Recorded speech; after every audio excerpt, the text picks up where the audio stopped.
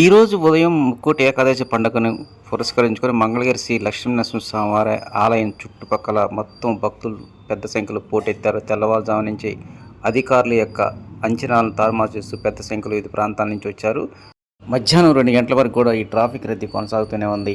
Mangalagiri Gautam Buddha road మీద పెద్ద సంఖ్యలో వాహనాలు ఆగిపోతూ కనిపిస్తూ ఉన్నాయి.